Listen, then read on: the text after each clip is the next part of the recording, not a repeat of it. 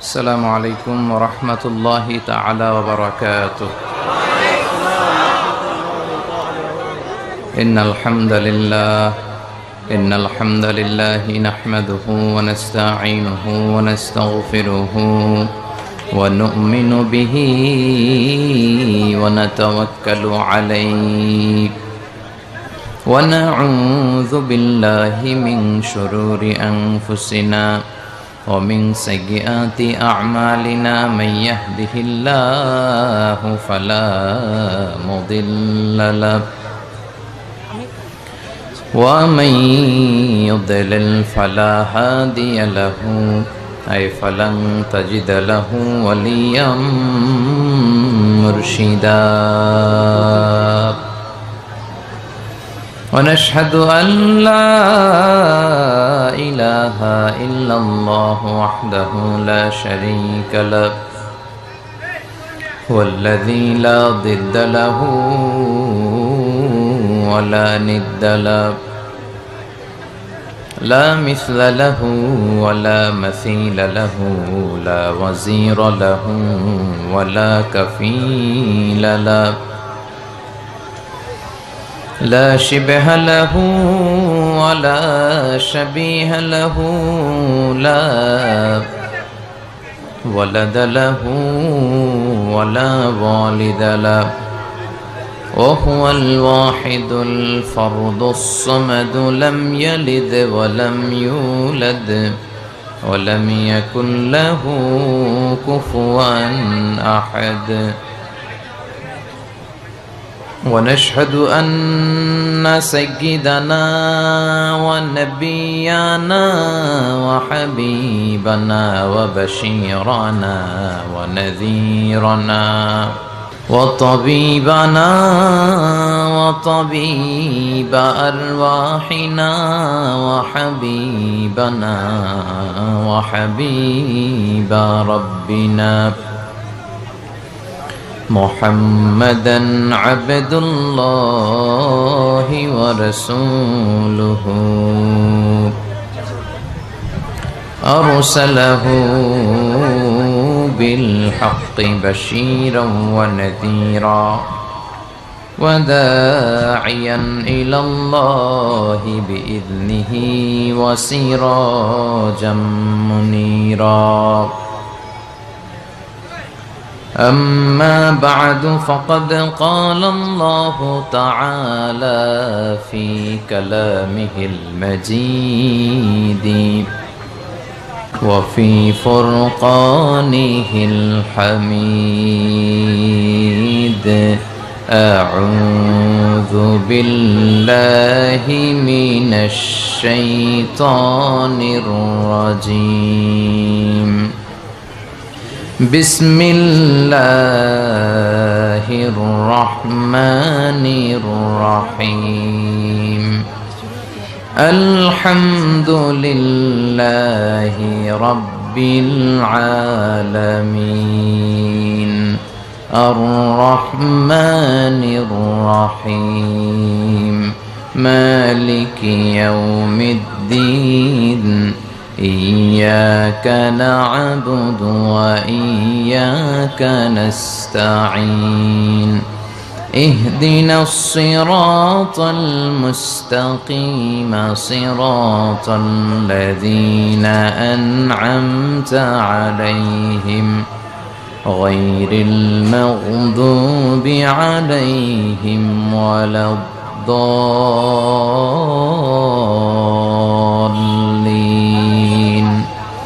آمين. إن الله وملائكته يصلون على النبي يا أيها الذين آمنوا صلوا عليه وسلموا تسليما.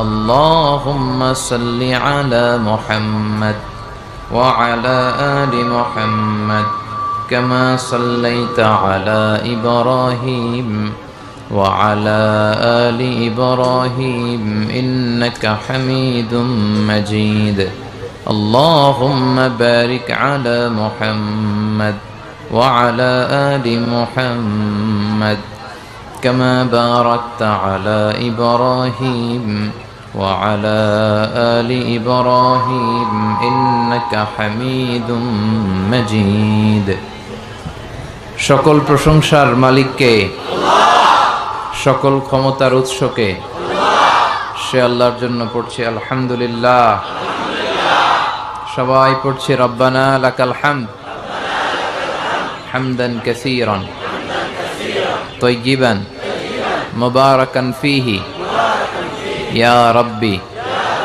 لك الحمد كما ينبغي لجلال وجهك وعظيم سلطانك لك الحمد بالإيمان لك الحمد بالإسلام لك الحمد بالقرآن আমরা প্রশংসা করলাম কার? সব সময় প্রশংসা করতে হবে কার? খাওয়ার সময়, ঘুমানোর সময়, শীতকালে, গ্রীষ্মকালে, সব সময় প্রশংসা চলবে একজনের। চিল্লায় বলেন তিনি কে? আমরা যেন বেশি বেশি আল্লাহর প্রশংসা করতে পারি, আল্লাহ তুমি তৌফিক দাও। আমরা যেন বেশি বেশি আল্লাহর নামের জিকির করতে পারি, আল্লাহ তুমি তৌফিক দাও। জিকির মানে এই না যে সব সময় আওয়াজ করে লা ইলাহা ইল্লাল্লাহ, মাথা ডুলাবেন আর লা ইলাহা ইল্লাল্লাহ, এটাই জিকির নয়। জিকির মানে হচ্ছে সালাত। সালাতটা হচ্ছে সবচাইতে দামি জিকির। সুবহানাল্লাহ পড়বেন না? সবচাইতে দামি জিকির হচ্ছে সালাত। আকিমিস সালাতা লিযিকরি, আল্লাহ বলেন আমার স্মরণে তোমরা সালাত কায়েম করো। তো সালাতটা হচ্ছে সবচেয়ে বড় জিকির। এই যে আপনি 5 ওয়াক্ত সালাত মসজিদে যে পড়েন, তার মানে আপনি 5 বার জিকির করতেছেন। যতটুকু সময় আপনি মসজিদে থাকলেন, পুরো সময়টাই জিকির হিসেবে আপনার আমলনামায় তুলে দিবে কে? অনেকে এটা বুঝে না, অনেকে মনে করে লা ইলাহা ইল্লাল্লাহ, এত মাইক কেন? আমি তো হাত টাত নাড়াইতে পারবো না। হাত না নাড়ায় কথা কওয়া যায়? হ্যাঁ, তাহলে তো খবর পড়তে হবে, টিভির খবর পড়ার মতো। টিভির সংবাদ যারা পড়ে হাত নাড়ায় না, টক শো যারা করে এরা নাড়ায়। শুধু নাড়ায় না, মাঝে মাঝে এরকমও করে, আছে না নাই? তো এই জন্য হাত পা একটু নাড়াচাড়ার দরকার আছে। বিষ্ণু ঈসা ইসলাম আধুনিক যে শিক্ষা পদ্ধতি আমাদেরকে শিখিয়ে গিয়েছেন, সেখানে হাত পা নাড়াচাড়ার দরকার আছে না নাই? বিশ্বনবী বলতেন বইস্তু আনা ওয়া সাআতু কাহাতাইন। এই হাত উঁচু করে বিশ্বনবী বললেন যে আমি এবং কিয়ামত এরকম পিঠাপিঠি নাজিল হয়েছি। আবার বলতেন আনা ওয়া কাফিলুল ইয়াতিমি কাহাকাদা, আমি এবং এতিমের রক্ষণাবেক্ষণকারী এইভাবে থাকবো জান্নাতে কাছাকাছি। আলহামদুলিল্লাহ পড়েন। এজন্য এতিমদের প্রতি রহম দিল হবেন। তো বিষ্ণু ঈসা ইসলাম বলেছেন আমি এবং ইয়াতিমের রক্ষণাবেক্ষণকারী এইভাবে থাকবো, পিঠাপিঠি কাছাকাছি। এক সাহাবী এসে বললেন ইয়া রাসূলুল্লাহ, জাআ রাজুলুন ইলা রাসূলিল্লাহ ওয়া ইয়াশতাকি কাসওয়াতাল কলব। এসে বললেন ইয়া রাসূলুল্লাহ, আমার অন্তরটা বড় শক্ত, আমার হৃদয়টা বড় কঠিন, আমার চোখ দিয়ে পানি নামে না, আমার হৃদয়টা নরম হয় না, আমি কি করব? কি করলে আমার হৃদয় নরম হবে? বিশ্বনবী বললেন ইরহামিল ইয়াতীম, এতিমের প্রতি দয়া দেখাও। ওয়ামসাহ রাসাহু, এতিমের মাথায় হাত বুলিয়ে দাও। ওয়া আতইমহু মিন তুআমিক, আর তোমার খাবার থেকে কিছু খাবার এতিমের সাথে শেয়ার করো। তাকুনু কলবুকা লাইয়িনান, তোমার হৃদয়টা আল্লাহ নরম বানায় দিবে। এজন্য এতিমের রক্ষণাবেক্ষণের দরকার আছে না নাই? আপনারা এতিমের দেখভাল করেন তো চকরিয়াতে? না এতিমের সম্পদ খেয়ে ফেলেন? এরকম কিছু ডাকাইত আছে না নাই? আল্লাহ বলে আল্লাযীনা ইয়াকুলুনা আমওয়ালাল ইয়াতামা যুলমান ইন্নামা ইয়াকুলুনা ফি বুতুনিহিম নারা ওয়া সায়াসলাউনা সাঈরা। যারা এতিমের সম্পদ খেয়ে ফেলে তারা আসলে সম্পদ খায় না, ওরা জাহান্নামের আগুনকে পেটে ঢুকায়। তো এজন্য খবরদার, এতিমদের প্রতি ওরা সবচেয়ে সুবিধা বঞ্চিত মানুষ, ওদের দেখভাল করার কেউ নাই। একটু যেয়ে দেখবেন এতিমখানাগুলোতে কি অবস্থা। আমরা কত মজার মজার খাবার খাই, ওরা সপ্তাহে একদিনও গোশত খেতে পারে না। আলুর ভর্তা, আলুর চাশনি, সবজি, ডাল, লাবড়া, এগুলো খেয়ে ওদের জীবন চলে। তো ওদের সাথে একটু ভালো খাবার শেয়ার করবেন, ওদের মাথায় যে হাত বুলিয়ে দিবেন, আপনার হৃদয়টারে নরম করে দিবে কে? আমাদের এই বর্তমান যুগে আমরা এতটাই যান্ত্রিক লাইফ লিড করি, আমাদের হৃদয় নরম হতে চায় না, আমাদের চোখ বেয়ে পানি নামে না, তাই না? সেই কবে যে কেঁদেছিলাম মনে আছে? সর্বশেষ আল্লাহর ভয়ে কেঁদেছিলাম কবে? মনে নাই? মনে নাই? কারণ কাদাই তো হয় না, কান্না আসে না, তো চোখ বেয়ে পানি নামে না। কিন্তু আল্লাহর কাছে দুই ফোঁটা পানি সবচেয়ে বেশি প্রিয়। এক হচ্ছে জেহাদের ময়দানে রক্তের ফোঁটা, এই ফোঁটাটা আল্লাহর কাছে সবচেয়ে প্রিয়। আরেকটা হচ্ছে অনুতপ্ত বান্দার চোখের পানির ফোঁটা। দোয়া কবুল হওয়ার সবচেয়ে গুরুত্বপূর্ণ মাধ্যম হচ্ছে কান্না করা। কি করা? বিষ্ণু ঈসা ইসলামের জীবনে কোনো গুনাহ হয়েছে? কোনো পাপ? তারপরেও তিনি কান্না করতেন, দোয়া করতেন, আর বলতেন আল্লাহুম্মা ইন্নী আবদুক ওয়াবনু আবদিক ওয়াবনু আমাতিক নাসিয়াতি বিয়াদিক। হে আল্লাহ, আমি আপনার গোলাম, গোলামের ঘরের গোলাম, বান্দির ঘরের গোলাম। আল্লাহ, আমার 14 গোষ্ঠী আপনার গোলাম। নাসিয়াতি বিয়াদিক, আমার মাথার চুলের ঝুঁটি আপনার কুদরতি হাতের মুঠোয়, আপনি যেই দিকে টান দেন আমি ওই দিকে যেতে বাধ্য। আল্লাহ নিজেরে কত ছোট করতেন আর কাঁদতেন। এজন্য চোখের পানির দরকার আছে না নাই? বিষ্ণু ঈসা ইসলাম মাঝে মাঝে এমন বয়ান দিতেন, সাহাবারা মনে করতেন কাআন্নাহা মাউইদাতু মুআদ্দি', মনে হয় এটাই বিদায়ী ভাষণ, এরপরে মনে হয় বিষ্ণুনবী ভাষণ দিবেন না। সাহাবারা বলতো আমাদের হৃদয় কেঁপে উঠতো বয়ান শুনে। জারাফাত মিনহাল উয়ুন, চোখ বেয়ে আমাদের দাঁড় দাঁড় করে পানি নামতো, আমাদের হৃদয়টা নরম হয়ে যেত, আমরা কাঁদতাম, বিশ্বনবীও কাঁদতেন। তো এখন আমাদের চোখ দিয়ে পানি নামে না। অনেক আলোচক আছে, তার পুরো আলোচনার জীবনে সে নিজেও কাঁদে না, তার কথা শুনে শ্রোতারাও কাঁদে না। এর কারণ হচ্ছে এদের হৃদয় নরম হচ্ছে না। হৃদয়টারে নরম করতে হবে। হৃদয় নরম করাটা অনেক গুরুত্বপূর্ণ জিনিস। চোখ দিয়ে পানি ঝরাতে পারা অনেক গুরুত্বপূর্ণ জিনিস। নিজের পাপের কথা স্মরণ করে আমাদের আল্লাহর কাছে কান্না করা উচিত এবং মাফ চাওয়া উচিত। চোখের পানি ছেড়ে যখন আপনি ক্ষমা চাইতে পারবেন, তওবা করতে পারবেন, ওই তওবা কবুল হয়ে যাবে। ঠিক কিনা? আমরা পাপ করি নাই জীবনে, কোনো অন্যায় করি নাই, আমরা এরকম কেউ আছি? চকরিয়ার ভাইয়েরা কথা বলেন, কেউ আছি? কত পাপ, সগীরা কবিরা, জেনে না জেনে, ইচ্ছায় অনিচ্ছায়, লক্ষ লক্ষ পাপের বোঝা। ঠিক কিনা? লুকিয়ে পাপ করেছি, কেউ দেখে নাই, কিন্তু দেখেছে কে? পৃথিবী না জানুক আমি তো জানি, আমি কি পাপ করেছি হায়। পৃথিবী না জানুক আমি তো জানি, আমি কি পাপ করেছি হায়। আমার পাপের করলে বিচার, বাঁচার আমার নাই উপায়। দয়াময় প্রভু মাফ করো আমায়, মাফ করো আমায়। পড়েন আমিন। আমার পাপের খবর কেউ জানে না, জানে কে? আল্লাহ। এজন্য জিকির বলতে বোঝা যাবে না এটা যে শুধু লা ইলাহা ইল্লাল্লাহ এভাবে সবাই মিলে পড়লাম এটাই জিকির না, এটাও একটা জিকির, কিন্তু সবচেয়ে বড় জিকির হচ্ছে সালাত। সবচেয়ে বড় জিকির কি? সালাত। আপনি যদি সালাত আদায় করেন তার মানে আপনি জিকির করছেন প্রতিদিন। এরপরে আরেকটা দামি জিকিরের নাম হচ্ছে কোরআন।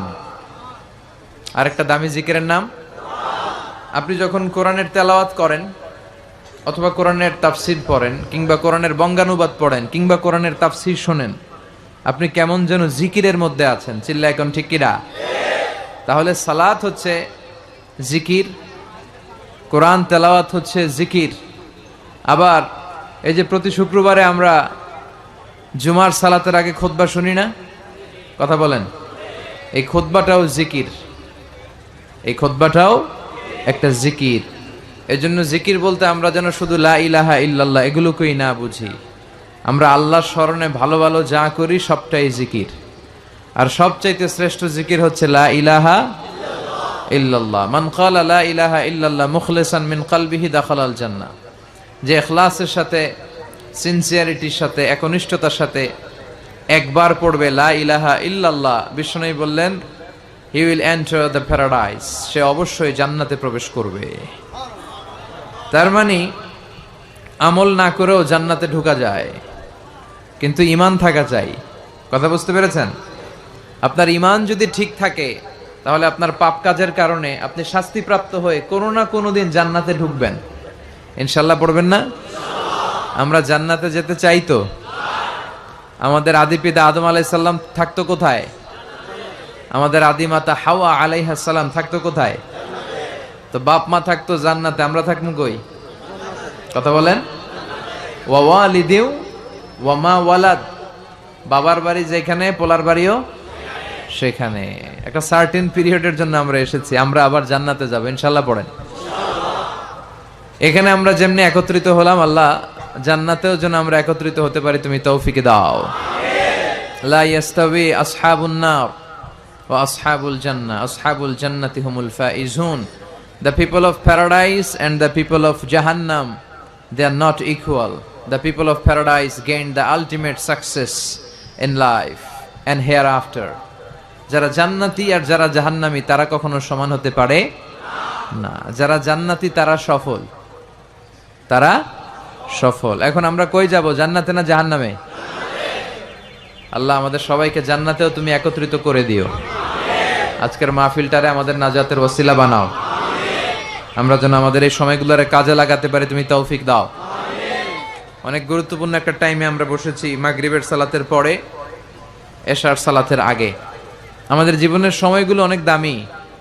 এই যে আপনারা যোগ বিয়োগ দিয়ে সময় বের করে আজকে তাফসির মাহফিলের জন্য এসেছেন, এই সময়টাকে যেন আমরা কাজে লাগাতে পারি, আমরা যেন কিছু শিখতে পারি, ঠিক কিনা? তাফসির মাহফিলে আমরা এক একজন এক এক উদ্দেশ্যে যাই। কেউ যাই হুজুরের দেখে আসি, একটু সবসময় ইউটিউবে দেখি। হ্যাঁ, কই দেখেন? ইউটিউবে দেখছেন কে কে? দেখি, ঠিক আছে, হাত নামান। তো এই ভালো জিনিস দেখেন, হ্যাঁ, এগুলোর পাশাপাশি আবার কুছ কুছ হোতা হ্যায়, এগুলো দেখেন না? এগুলো দেখবেন? নাচানাচের অনুষ্ঠান দেখবেন? জি বাংলা, স্টার জলসা, কিরণমালা, এগুলো দেখা যাবে? এগুলো দেশের 12টা বাজায় দিছে, চিল্লা এখন ঠিক কিনা? দেশের 12টা বাজাইল রে হিন্দি ফিল্মে, দেশটা রসাতলে গেল রে নানা কুকর্মে। এসব দেখা মরি মোরা ভীষণ লজ্জা শরমে হিন্দি ফিল্মে। দেশের 12টা বাজাইল রে হিন্দি ফিল্মে, দেশটা রসাতলে গেল রে নানা কুকর্মে। ফিল্ম দেখা 8 বছরের কলিমুদ্দির পোলায়, 9 বছরের জরিনারে দেয় যে গলায় মালা। আছে না নাই? ছোট্ট ছোট্ট বাচ্চা এখন ক্লাস 4-এ পড়ে, 5-এ পড়ে, তো ক্লাসের ভিতরে ভাগ করে নেয় কে কার। তো এইটা আমার, ওইটা তোর, মানে কে কার প্রেমিক প্রেমিকা, এগুলো ভাগ করে। পরে কোন ক্লাসে? ক্লাস 4-এ 5-এ। তো এই যে ইচড়ে পাকা ছেলে পেলেগুলো এত আগে এই সমস্ত বুঝতে শুরু করেছে। তারপর এখন আবার আরেকটা পরিভাষা আছে, সবাই বলে বয়ফ্রেন্ড আর গার্লফ্রেন্ড। আছে না নাই? চকরিয়াতে আলহামদুলিল্লাহ এগুলো ঢুকে নাই? তোমাদেরও আছে? এগুলো করা যাবে না চকরিয়ার যুবক ভাইয়েরা, এগুলো করা যাবে না। বিবাহ বহির্ভূত যে কোনো ধরনের সম্পর্ককে, এই জাতীয় এই লাভ রিলেশন, এই অ্যাফেয়ারগুলোকে হারাম করে দিয়েছে কে? এগুলো ভালো কিছু বয়ে আনে না, খারাপ ছাড়া। চিল্লায় বলেন ঠিক কিনা? ফিল্ম দেখা 8 বছরের কলিমুদ্দির পোলায় 9 বছরের জরিনারে দেয় যে গলায় মালা। ফিল্ম দেখা নেশা কইরায় আব্বারে কয় ড্যাডি গো হিন্দি ফিল্মে। দেশের 12টা বাজাইল রে হিন্দি ফিল্মে, দেশটা রসাতলে গেল রে নানা কুকর্মে। ঠিক কিনা? তার মানে এগুলো দেখলে ভালো কিছু পাওয়া যায় না। শাশুড়ি বউয়ের মধ্যে কেমন করে ঝগড়া লাগাতে হয় আছে না নাই? হিন্দি সিনেমার মধ্যে এগুলো পাওয়া যায়। অবৈধ সম্পর্ক, ঘরে স্ত্রী রেখে পরকিয়া কিভাবে করতে হয় এগুলো আছে না নাই? আসেন এগুলো থেকে আমরা নিজেদেরকে বাঁচাই, আর আমরা যেন আমাদের সময়কে কাজে লাগাই। বিশ্বনবী সবসময় বলতেন সময়কে কাজে লাগাও, কোনো প্রিভিলেজকে পেলে এটাকে কাজে লাগাও। বিশ্বনবী বলতেন 5টা জিনিস আসার আগে 5টা জিনিসকে কাজে লাগাও।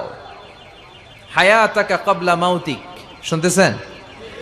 বিশ্বনবী বলতেন সুযোগকে কাজে লাগাও। কি কাজে লাগাও? সুযোগ কি সবসময় আসে? বারবার আসে? এজন্য সুযোগকে কাজে লাগানোর দরকার আছে না নাই? বিশ্বনবী বলতেন হায়াতাকা ক্বাবলা মাউতিক, মৃত্যু আসার আগে জীবনকে কাজে লাগাও। এই জীবন আল্লাহর দেয়া সবচেয়ে দামি উপহার আমাদের জন্য, এটাকে যেন আমরা কাজে লাগাই। এরপরে বিশ্বনবী বলতেন শাবাবাকা ক্বাবলা হারামিক, বার্ধক্য আসার আগে তোমার যৌবনকে কাজে লাগাও। আমি তো দেখতে পাচ্ছি আমার সামনে 99% শ্রোতাই হচ্ছে যুবক। তোমরা অনেক কিছু করতে পারো প্রিয় ভাইয়েরা, তোমাদের মধ্যে অনেক শক্তি, সম্ভাবনা। তোমরা চাইলে সমাজকে পাল্টে দিতে পারো, তোমরা চাইলে ইতিহাস গড়তে পারো। এই পৃথিবীতে ভালো ভালো যাই হয়েছে সব করেছে তোমাদের মতো তাগড়া ইয়াংরা, যুবকেরা। চিল্লায় বলো ঠিক কিনা? এজন্য বিষ্ণু বলতেন শাবাবাকা ক্বাবলা হারামিক, বার্ধক্য আসার আগে তোমাদের এই যে শক্তি, রক্ত গরম, এটার ইসলামের পক্ষে কাজে লাগাও। কোন দলের পিছনে ঘুরো, কাদেরকে নেতা মানো, কোথায় যে স্লোগান দাও, কোথায় যে সময় কাটাও, একটু চিন্তা করার দরকার আছে না নাই? তোমার জীবনের সবচেয়ে মাহেন্দ্র ক্ষণ এটা। কয়েক বছর পরে এই শক্তিটা থাকবে না। এখন যারা মুরব্বী তারাও একসময় যুবক ছিল নাকি? তারা ছোটবেলা থেকেই মুরব্বী? তারাও যুবক ছিল, তাদের গায়ে অনেক শক্তি ছিল। এজন্য এই সময়টা অল্প কিছু দিনের জন্য। রং ধরা যৌবন জং ধরে শেষ, থাকবে না। সময়ের আবর্তনে, কালের বিবর্তনে এই কুচকুচে কালো দাড়ি একদিন সাদা হয়ে যাবে, তাই না? এজন্য এই যৌবনটার জন্য আমরা কাজে লাগাই। এখনই আমাদের কাজ করার সময়, এখনই ছোটার সময়, এখনই দৌড়ানোর সময়। সমাজকে, পরিবারকে যা দেয়ার, আল্লাহর ইবাদত যা করার, এখনই তো করার সময়। এজন্য আমরা যেন যৌবনকে কাজে লাগাই। 3 নম্বরে বিশ্বনবী বলেছেন ফারাগাকা ক্বাবলা শুগলিক, তোমার ব্যস্ততা আসার আগে অবসরকে কাজে লাগাও। মাঝে মাঝে এমন ব্যস্ত আমরা হয়ে পড়ি, নাভিশ্বাস, শ্বাস ফেলার জায়গা থাকে না। ঠিক কিনা? এর ফাঁকে যখন একটু অবসর পাই আমরা ইবাদত করব কার? তারপর বিষ্ণু ইসলাম বলেছেন গানাকা ক্বাবলা ফাকরিক, তোমার দারিদ্রতা আসার আগে ধনাঢ্যতাকে কাজে লাগাও। আমাদের মধ্য থেকে আলহামদুলিল্লাহ যারা ধনী, আমাদেরকে ধন দিয়েছে কে? এটা কিন্তু পরীক্ষা। আল্লাহ ধনী বানিয়ে মানুষকে পরীক্ষা করে, আবার কাউকে গরিব বানিয়ে পরীক্ষা করে। ঠিক কিনা? তাই যারা সম্পদশালী হয়েছি তারা যেন এটাকে কাজে লাগাই, ইসলামের পক্ষে কাজে লাগাই। জাকাত যাদের ফরজ হয়েছে আমরা যেন জাকাত দেই। জাকাত যারা আদায় করে তাদেরকে পছন্দ করে কে? দে জাকাত, দে জাকাত, তোরা দে রে জাকাত, তোর দিল খুলবে পরে, আগে খুলো খাত। দে জাকাত, দে জাকাত, তোরা দে রে জাকাত। ঠিক কিনা? জাকাত দিলে আল্লাহ আপনার সম্মানকে বাড়িয়ে দিবে। বিশ্বনবী সাল্লাল্লাহু আলাইহি ওয়াসাল্লাম বললেন গানাকা ক্বাবলা ফাকরিক, তোমার দারিদ্রতা আসার আগে ধনাঢ্যতাকে কাজে লাগাও। এজন্য সম্পদশালী যারা হয়েছেন, আপনাকে সম্পদ দিয়েছে কে? চিল্লায় বলেন কে? নাকি আপনি মালিক হয়েছেন? এটা তো কারুনের স্বভাব ছিল। কারুন বলতো ইন্নামা উতিতুহু আলা ইলমিন ইনদি, আমি আমার জ্ঞান, বিবেক আর বুদ্ধি দিয়ে সম্পদ কামিয়েছি। না, তুমি তোমার জ্ঞান, বিবেক, বুদ্ধি দিয়ে কিছুই কামাতে পারো নাই। তোমাকে সম্পদের মালিক বানিয়েছে কে? আল্লাহ। এরপর বিষ্ণু সাল্লাল্লাহু আলাইহি ওয়াসাল্লাম বললেন সিহহাতাকা ক্বাবলা মারাদিক, ক্বাবলা সাকমিক, তোমার অসুস্থতা আসার আগে তুমি তোমার সুস্থ সময়টাকে ইসলামের পক্ষে কাজে লাগাও। আমরা যখন অসুস্থ থাকি তখন আমাদের কিছু করার ক্ষমতা থাকে? এই যে এখন আমরা সুস্থ যে রইলাম, আমাদেরকে সুস্থ রাখলো কে? এই সুস্থতার মর্যাদা যেন আমরা বুঝি। এই পাঁচটা জিনিস আসার আগে পাঁচটা জিনিসকে কাজে লাগাতে বলেছে বিশ্বনবী মুহাম্মদুর রাসূলুল্লাহ সাল্লাল্লাহু আলাইহি সাল্লাম। আমরা যেন এগুলোকে কাজে লাগাই। এই যে আমাদের সময়টা আমরা যেন কাজে লাগাই, আমরা যেন ইখলাসের সাথে, ইয়াকিনের সাথে, ঈমানের সাথে কথাগুলো শুনি এবং জীবনটাকে যেন পরিবর্তন করি। আল্লাহ তুমি তৌফিক দাও। আরো জোরে পড়ি আমিন। মাতামুহুরী ব্রিজের পূর্ব পাশে দিঘির পাড় আলামিন ইসলামী কাফেলার সিরাতুন নবী সাল্লাল্লাহু আলাইহি ওয়াসাল্লামের মাহফিল। আজকের প্রোগ্রামের মোহতারাম সভাপতি আলহাজ মাওলানা নুরুল হক সাহেব, সিনিয়র শিক্ষক, আমজাদিয়া ফাজিল ডিগ্রি মাদ্রাসা। আসছে আপনি? মাশাআল্লাহ, তাবারাকাল্লাহ, হুজুর চলে আসছে। এরপর আছেন আলহাজ শওকত উসমান শওকত, চেয়ারম্যান কাকাড়া ইউনিয়ন পরিষদ। আসছে? ওই যে দেখা হয়েছে যে, ঠিক আছে। প্রধান বক্তা আল্লামা ডক্টর, এগুলো বাদ দিবেন, শুধু মিজানুর রহমান আজহারি। আমার পরপরই কথা বলবে আল্লামা আবু ইয়াহিয়া জাকারিয়া আল হুসাইনি, ঢাকা। আচ্ছা, কথা বলবে আলহাজ মাওলানা কফিলউদ্দিন, মাওলানা আবুল কালাম সাহেব। যারাই কথা বলেছে এবং বলবে, আল্লাহ তাদের কথা থেকে কোরআন সুন্নাহর আলোকে যা আমরা শুনবো পাবো, আমরা যেন আমল করতে পারি, আল্লাহ তুমি তৌফিক দাও। আরো জোরে পড়বো আমিন। আমরা আজকে কোরআনের সবচাইতে দামি সূরা থেকে কিছু কথা শুনবো, ইনশাআল্লাহ। পড়েন, বলেন কোরআনের সবচেয়ে দামি সূরা কোনটি?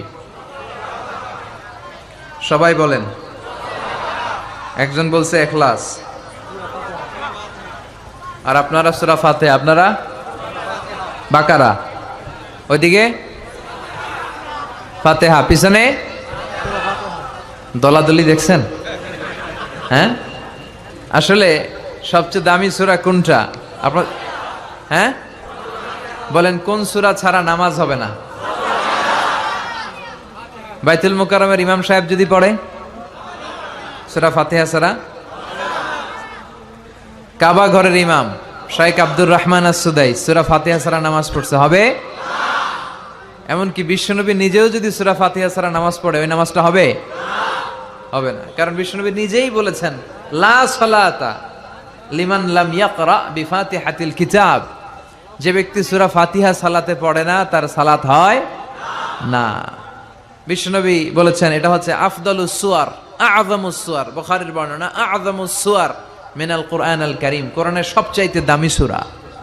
যে সূরা ছাড়া নামাজ হয় না, সূরাটার নাম মুখস্থ আছে না সবার?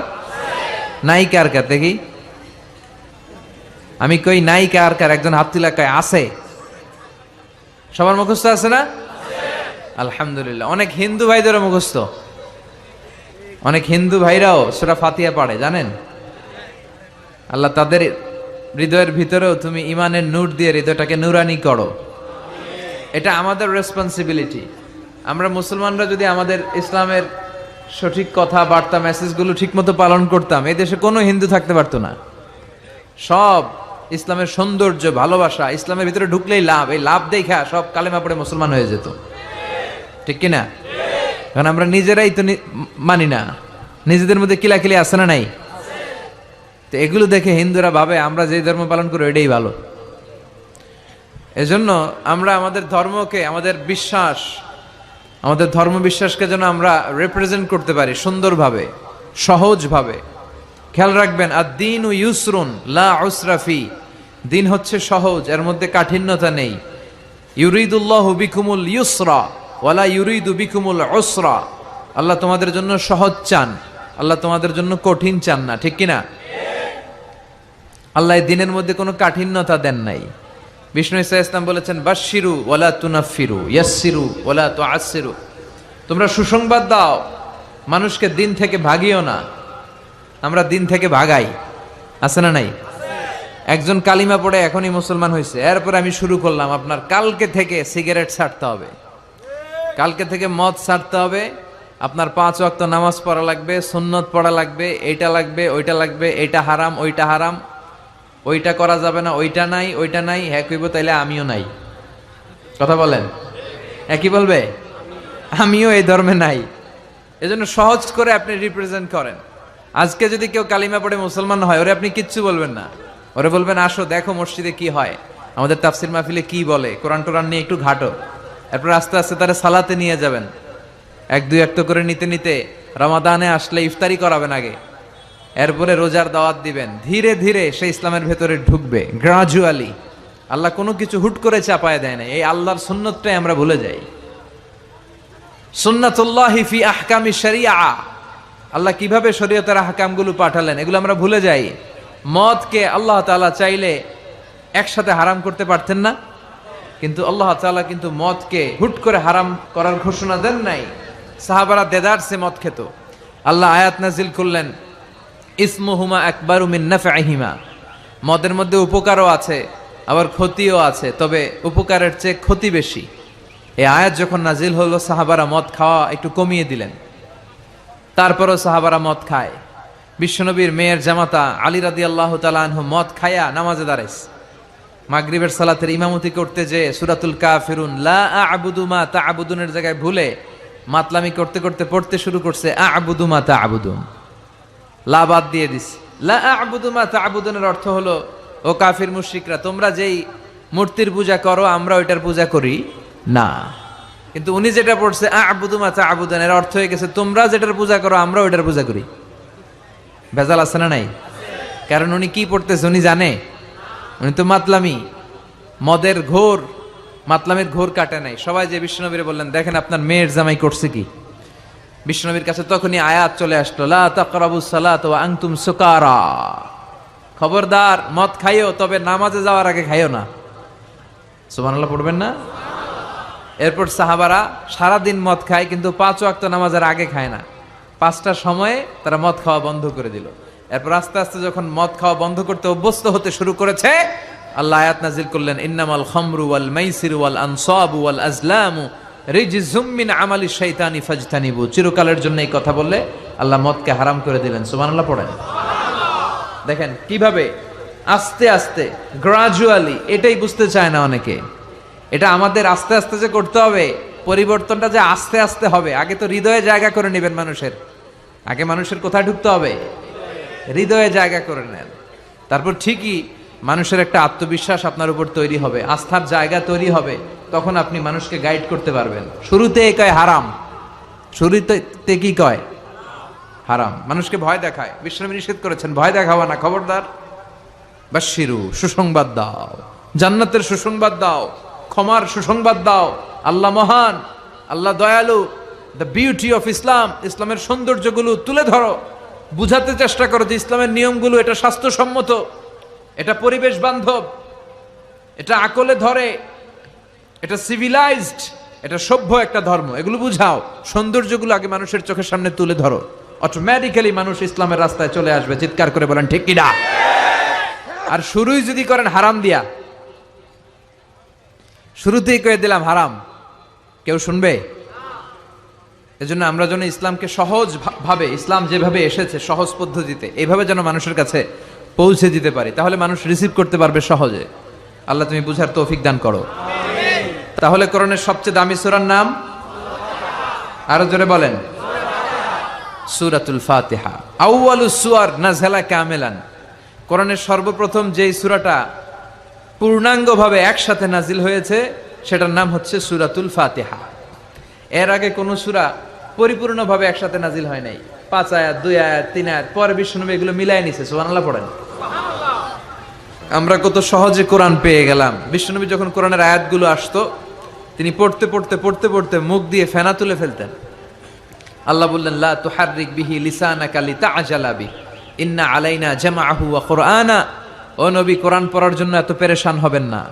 জিব্রাইল এসে যখন পড়ে যায়, আপনি সিম্পলি ওনার সাথে সাথে একবার পড়েন। এই কোরআনকে আপনার হৃদয়ে ঢুকায় দেওয়ার, হেফজ করায় দেওয়ার, আপনার সিনায় রেখে দেওয়ার দায়িত্ব কার? এরপর থেকে বিষ্ণু ইসা ইসলাম আর তাড়াহুড়ো করতেন না, সিম্পলি একবার পড়তেন, অটোমেটিক্যালি মুখস্থ হয়ে যেত। সুবহানাল্লাহ পড়েন। তাহলে কোরআনের সবচেয়ে দামি সূরার নাম? সবাই বলেন কি নাম? সূরাতুল ফাতিহা। এটাকে বলা হয় প্রিফেস অফ দ্য বুক, মানে কোরআনের ভূমিকা। হ্যাঁ, introductory chapter of the holy Quran, কোরআনের প্রারম্ভিক চ্যাপ্টার, যেই চ্যাপ্টার দিয়ে আল্লাহ এই কোরআনটাকে শুরু করেছেন। কোরআনে মোট চ্যাপ্টার কয়টা? 114টা। চ্যাপ্টার কয়টা? 114টা। কোরআনটা খুললেই সর্বপ্রথম যেই চ্যাপ্টারটা পড়ে, যে সূরাটা পড়ে, সূরাটার নাম সূরাতুল ফাতিহা। আবার বিষ্ণু বলেছেন এই সূরাতুল ফাতিহা হচ্ছে এই আল কোরআন আল কারীমের মা। সুবহানাল্লাহ কইবেন না? উম্মুল কিতাব, উম্মুন মানে মা, কেন্দ্রবিন্দু। পুরো কোরআনে আল্লাহ যা বলেছে সূরাতুল ফাতিহার 7 আয়াতের ভেতরে আল্লাহ সংক্ষেপে তা বলেছে। তার মানে পুরো কোরআনকে যদি আপনি সংক্ষিপ্ত করে দেন সেটা সূরা ফাতিহা হয়ে যায়, আর সূরা ফাতিহাকে যদি আপনি ব্যাখ্যা করতে শুরু করেন তাহলে পুরো কোরআন হয়ে যায়। সুবহানাল্লাহ বাড়িতে গিয়ে বলেন। এটা উম্মুল কিতাব। আবার এই সূরার আরেকটা নাম হচ্ছে সূরাতুল ওয়াফিয়া, মানে অখণ্ড সূরা। এই সূরাকে খণ্ড খণ্ড করে পড়া যায় না। কোরআনের অন্য অনেক সূরাকে খণ্ড করে পড়া যায়। কেউ সূরা আর রহমানের প্রথম 10 আয়াত প্রথম রাকাতে পড়লো, তারপরের 10 আয়াত দ্বিতীয় রাকাতে পড়লো, কোনো সমস্যা আছে? নাই। কিন্তু কেউ যদি ফজরের 2 রাকাত নামাজের প্রথম রাকাতে সূরা ফাতিহার অর্ধেক পড়লো, দ্বিতীয় রাকাতে বাকি অর্ধেক পড়লো, তার নামাজ হবে? কারণ এটা পূর্ণাঙ্গ সূরা, অখণ্ড সূরা। এই সূরাকে খণ্ড খণ্ড করে পড়া যায় না, ভাগ করে পড়া যায় না। এটা পড়লে পুরোটাই পড়তে হয়। চিৎকার করে বলেন ঠিক কিনা? আবার এই সূরার আরেকটা নাম হচ্ছে সূরাতুদ দোয়া। কি নাম? দোয়া মানে কি? দোয়া করা। দোয়া মানে প্রার্থনা করা, চাওয়া, মাংনা, ফরিয়াদ করা। বিষ্ণু বলেছেন ইযা ইসতাআনতা ফাসতাইন বিল্লাহ। সাহায্য চাইতে হলে আল্লাহর কাছে চাও, কিছু চাইলে আল্লাহর কাছে চাও। সাহায্যের দরকার হলে একজনের কাছে হাত পাতো, তিনি কে? আল্লাহ। এই সূরাতে আমরা আল্লাহর কাছে চাই। আমরা প্রতিদিন নামাজের মধ্যে বলি ইহদিনাস সিরাতাল মুস্তাকিম। এটা কিন্তু অনেক দামি দোয়া। অনেকে দোয়া খুঁজে পায় না, দোয়া খুঁজে পায় না। এটা সবচাইতে দামি দোয়া। এত দামি দোয়া যেটাকে প্রত্যেক নামাজে পড়াটাকে আল্লাহ ওয়াজিব করে দিয়েছে। ও আল্লাহ, show us the right path, show us the correct path, show us the middle path. আল্লাহ, আপনি আমাদেরকে মধ্যম পন্থাটা দেখান, সঠিক রাস্তাটা দেখান, যে রাস্তায় আপনি দুনিয়াতে উঠে যাবেন আর হাঁটতে হাঁটতে দেখবেন এই রাস্তার শেষ মাথা ঢুকে গিয়েছে জান্নাতে। তাহলে কেমন করে আল্লাহর কাছে চাইবেন, কেমন করে দোয়া করবেন, এই কথাটাও এই সূরার ভেতরে আছে না নাই? এরপরে এই সূরার আরেকটা নাম হচ্ছে সূরাতুশ শিফা অথবা সূরাতুর রুকিয়া, ঝাড়ফুঁক করার সূরা। অনেকে কি দিয়ে ঝাড়ফুঁক করবে খুঁজে পায় না, আছে না নাই? আপনি সূরাতুল ফাতিহা পড়ে ঝাড়ফুঁক করবেন। অসুস্থ ব্যক্তির গায়ে সূরা ফাতিহা পড়ে ফু দিলে সুস্থ করে দেয় কে? আল্লাহ। রব্বুল আলামিন বলেন وَنُنَزِّلُ مِنَ الْقُرْآنِ مَا هُوَ شِفَاءٌ وَرَحْمَةٌ لِّلْمُؤْمِنِينَ وَلَا يَزِيدُ الظَّالِمِينَ إِلَّا خَسَارًا। আল্লাহ বললেন আমি কোরআনের মধ্যে শিফা রেখেছি। এই আল কোরআন আল কারীমের ভেতরে আমি আল্লাহ রহমত দিয়েছি। কোরআন পড়ে ফু দিলে অসুস্থ ব্যক্তিরে সুস্থ করে দেয় কে? আপনি যেই কোনো রোগে আক্রান্ত হন না কেন, আপনি যদি সূরা ফাতিহা পড়ে ফু দেন, সুস্থ করবে কে? আল্লাহ। বিশ্বাস হয় না সন্দেহ লাগে? যাদের বিশ্বাস হয় তাদের ফুতে কাজ হয়ে যাবে, আর যাদের সন্দেহ লাগে এরা 1000 বার ফু দিলেও কোনো কাজ হবে না। বিষ্ণু ঈসা ইসলাম সূরা ফাতিহা পড়ে সাহাবাদেরকে ফু দিতেন। আবার সূরা ইখলাস, সূরা ফালাক, সূরা নাস পড়ে ফু দিতেন। মা আয়েশা যখন অসুস্থ হতেন আর এসে যখন বিষ্ণু ঈসা ইসলামের কাছে বলতেন ইয়া রাসূলুল্লাহ আমি অসুস্থ, আপনি আমার জন্য দোয়া করেন, বিষ্ণু ঈসা ইসলাম মা আয়েশাকে সূরাতুল ইখলাস, সূরাতুল ফালাক আর সূরাতুন নাস পড়ে হাতের মধ্যে ফু দিতে বলতেন। আর বলতেন এই হাতে ফু দিয়ে তুমি হাতটা মাথা থেকে পা পর্যন্ত মাসে করো, তোমার সুস্থ করে দিবে কে? আল্লাহ। এটার বলে 3 কুল, কুল আস-সালাসা। কি বলে? 3 কুল। সূরাতুল ইখলাস, সূরাতুল ফালাক আর একটা সূরাতুন নাস। এগুলো পড়ে ফু দিবেন, অসুস্থ ব্যক্তি সুস্থ হয়ে যাবে। আবু সাঈদ আল খুদরি রাদিয়াল্লাহু তাআলা আনহু উনি একবার একটা সফরে বেরোলেন। উনি সফরের মধ্যে দেখলেন আরবের কিছু গোত্রের লোক এক পাশে দাঁড়িয়ে আছে, আর সবাই মিলে একজন লোককে মন্ত্র পড়ে ফু দিচ্ছে। তিনি বললেন, কি হয়েছে তোমাদের? তারা বলল, আমাদের নেতাকে সাপে কামড় দিয়েছে, বিষাক্ত সাপ, এত ভেনোমাস স্নেক, এটা আমাদের এই সর্দারকে আর বাঁচানো সম্ভব না, সে সাপের কামড়ে বিষাক্ত হয়ে এখনই মারা যাবে। আল্লাহ রাসূলের সাহাবী বললেন, তোমরা কি করতেছো? সবাই বলল, আমাদের যার যত মন্ত্র জানা আছে ফু দিচ্ছি। লোকজন পড়তেছে, সুমন্তর সু কালিকুত্তার গু, এরকম এই দেশে পড়ে না? হ্যাঁ, তো এগুলোতে কেউ সুস্থ হয়? কথা বলেন। আল্লাহ রাসূলের সাহাবী বললেন, কোনো মন্ত্রতন্ত্রে কাজ হবে না, আমার কাছে এমন এক জিনিস জানা আছে যেটা পড়ে আমি ফু দিব, সুস্থ করে দিবে কে? আবু সাঈদ আল খুদরি রাদিয়াল্লাহু তাআলা আনহু গেলেন, সবাইকে সরিয়ে তিনি সূরা ফাতিহা পড়লেন। উনি এর আগে জীবনে কখনো রুকিয়া করে না, এই ঝাড়ফুঁক করে না, এই প্রথম অন টেস্ট। কি করতেছে? অন টেস্ট করতেছে। উনি সূরা ফাতিহা পড়ে ফু দেওয়ার সাথে সাথে মুহূর্তের মধ্যে অসুস্থ ব্যক্তিটা সুস্থ হয়ে যায়। এবার সাহাবীদেরকে অনেকগুলো ছাগল দেয়া হলো। শুরুতে চুক্তি ছিল যে আমাদেরকে অনেকগুলো ছাগল দিতে হবে। কোনো বর্ণনায় এসেছে 30টি, কোনো বর্ণনায় তার চেয়েও বেশি। এবার সাহাবারা ছাগল নিয়ে ফিরে আসতেছেন, পথিমধ্যে প্রচন্ড ক্ষুধা লেগেছে, কয়েকটা ছাগল জবাই করে সবাই খেলেন। এরপর মদিনায় ফিরে আসলেন, সবাই বলল, যে কোরআন দিয়ে ফু দিয়ে যে ছাগল আনলাম, আবার ছাগলের গোশতও খাইলাম, এটা জায়েজ হয়েছে কিনা বিশ্বনবীর মাসালা জিজ্ঞেস করার দরকার আছে না নাই? সবাই মদিনাতে যে বিশ্বনবীর মাসালা জিজ্ঞেস করতে লাগলো, ইয়া রাসূলুল্লাহ, আমরা কোরআন দিয়ে রুকিয়া করেছি, ঝাড়ফুঁক করেছি, তার বিনিময়ে 30টা ছাগলও নিয়েছি, এখন কি করব বলেন? বিশ্বনবী বললেন, কিছু করা লাগবে না, আরো খাও, খাও, কোনো সমস্যা নাই, কারণ তোমরা কোরআনের দাম বাড়ায় দিছো, এটা জায়েজ হয়েছে। আর তোমরা ভাগ বটোয়ারা করে ছাগল নেওয়ার পরে ছাগলের গোশত কিছু থাকলে আমারও দিও। সুবহানাল্লাহ পড়বেন না? সূরাতুল ফাতিহা, এটাকে বলে সূরাতুর রুকিয়া, সূরাতুশ শিফা। পৃথিবীর অনেক দেশে, মুসলিম দেশে, ওখানে আমি দেখেছি রুকিয়া সেন্টার আছে। কি সেন্টার? আর আমগো দেশে আছে কবিরাজির সেন্টার। কথা কন, আমগো দেশে কি সেন্টার? কবিরাজির সেন্টার। আপনাদের চকরিয়া আছে? কি দিয়ে করে এগুলা?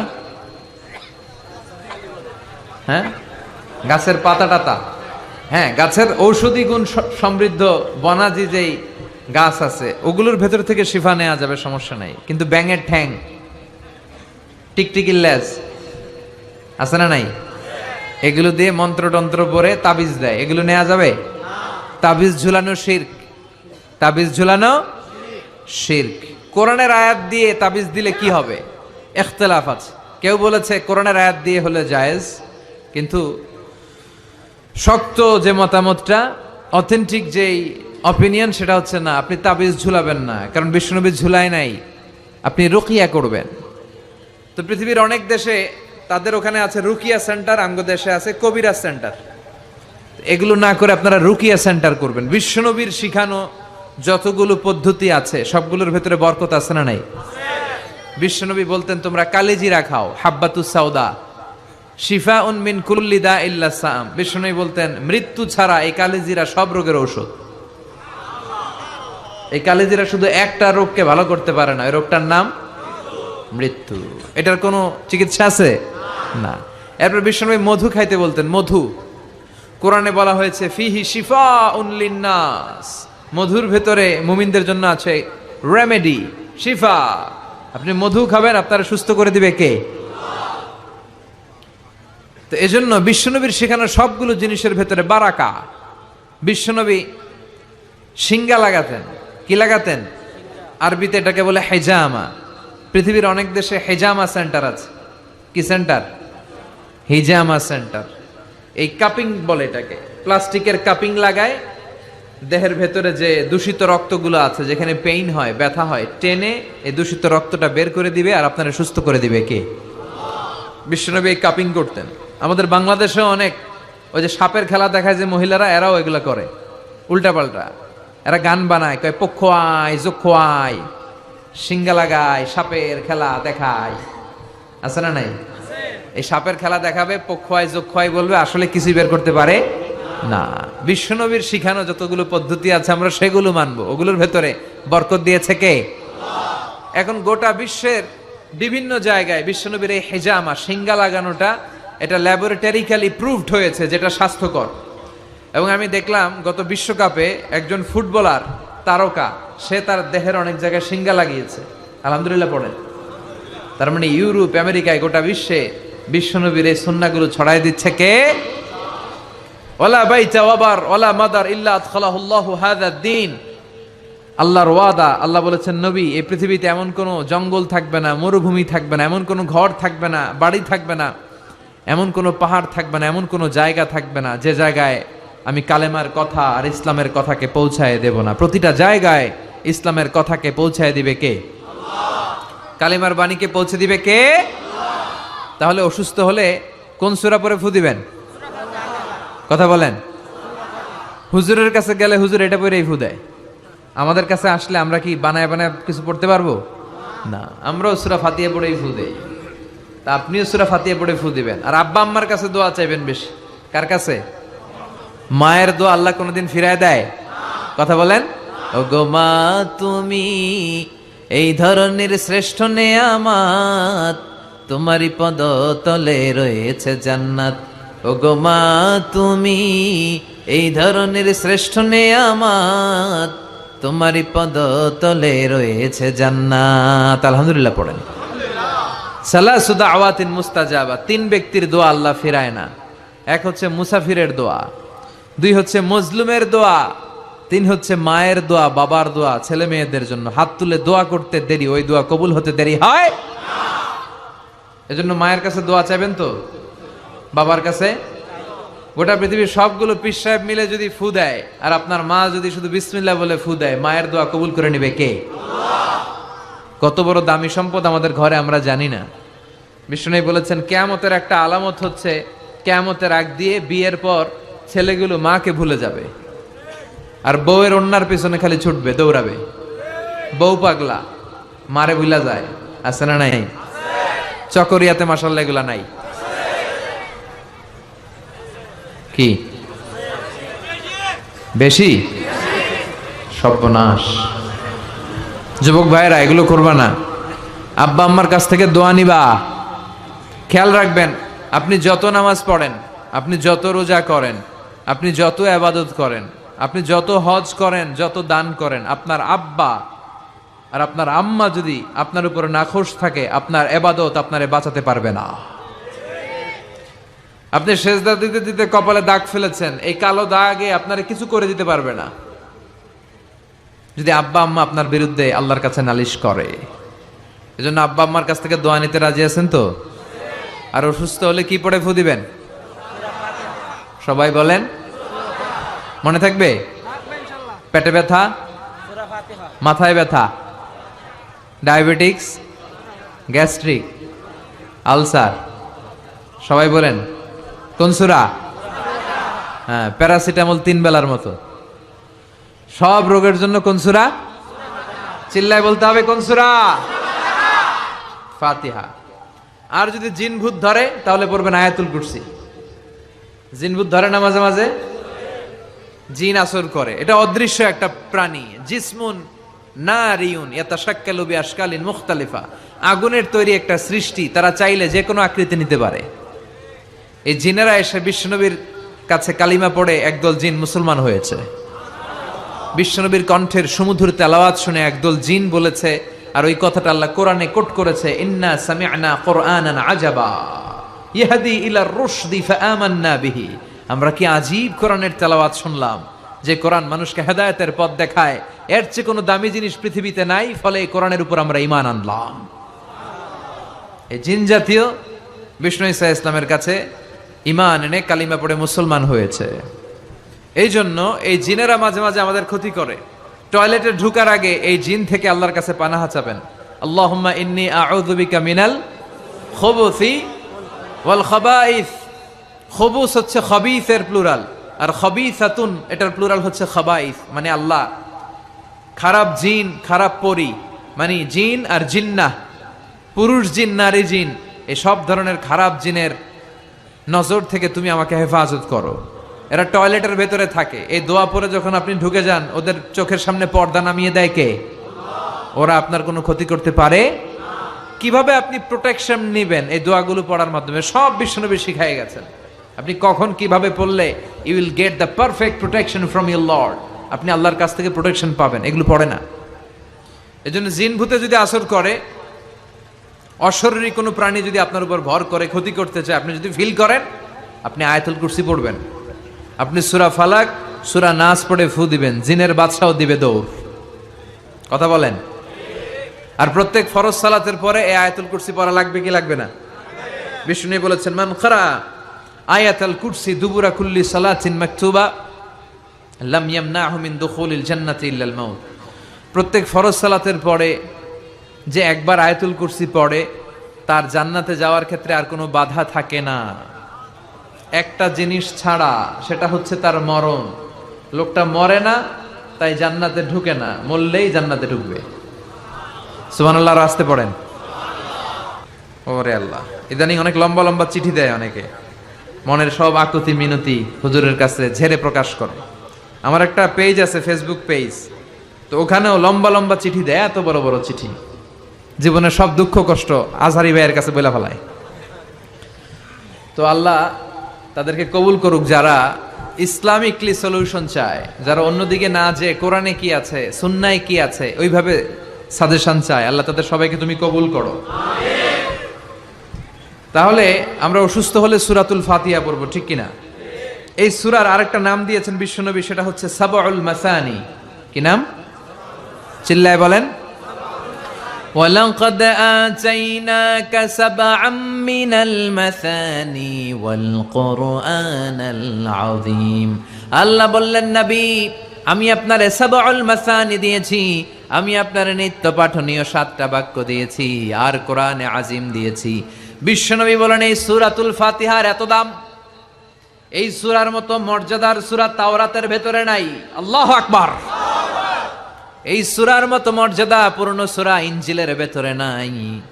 এই সূরার মতো দামি সূরা সুহুফে ইব্রাহিম ও মুসার ভেতরে নাই, ইনজিলের ভেতরে নাই, তাওরাতের মধ্যে নাই, কোন কিতাবের ভেতরে নাই। এই সূরার নাম হলো সূরাতুল ফাতিহা। সাবউল মাসানি, নিত্য পাঠনীয় সপ্তবাক্য, মানে এমন 7টা বাক্য যেটা সব সময় পড়তে হয়, সব সময় পড়তে হয়। যারা প্রতিদিন নামাজ পড়েন তাদের সূরা ফাতিহা পড়া লাগে না? শুধু ফরজ নামাজগুলা যারা পড়ে 5 ওয়াক্তের শুধু ফরজ, তাদের কমপক্ষে এই সূরা ফাতিহাটা 17 বার পড়া লাগে। কয়বার? আর যারা সুন্নাত সহ পড়ে তাদের কমপক্ষে 32 বার পড়া লাগে। কয়বার? 32 বার। তাহলে যার বয়স 60 বা 70, ছোটবেলা থেকেই উনি যদি নামাজি লোক হয়, তাহলে উনি উনার জীবনে সূরা ফাতিহা কয় কোটি বার পড়ছে, উনার হিসাব আছে? কথা বলেন।